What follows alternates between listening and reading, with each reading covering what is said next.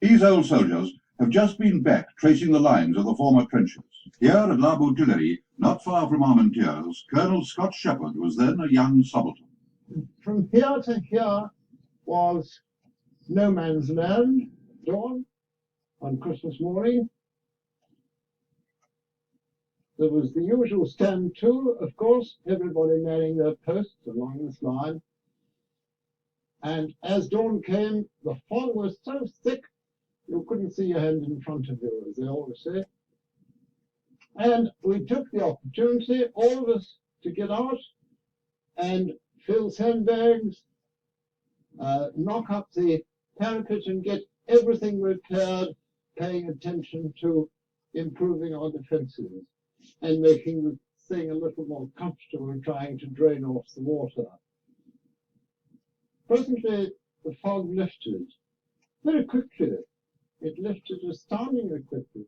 And along that line, we were able suddenly to see the Germans doing exactly the same thing, all out in the open. And we just looked at each other for some time, and then one or two soldiers went towards them.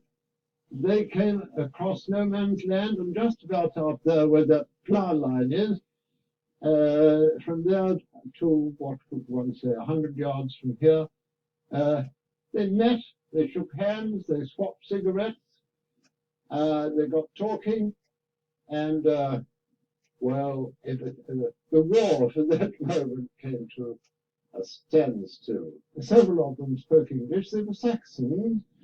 They rather expressed their dislike for the Prussians and their dislike for the whole war, in fact. They weren't aggressive at all.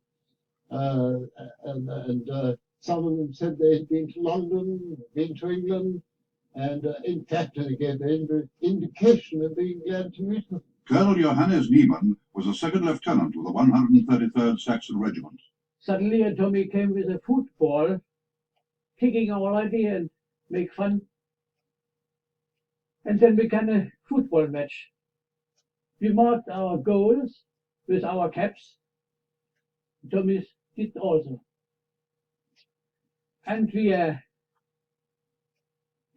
much kicking, and then, after all, the Germans won the football game with 3-2. John Wilkins was then a stretcher bearer with the Welshers. Well, it was a very funny feeling. It didn't seem right. But see, when all you saw in the daylight was just a flat field,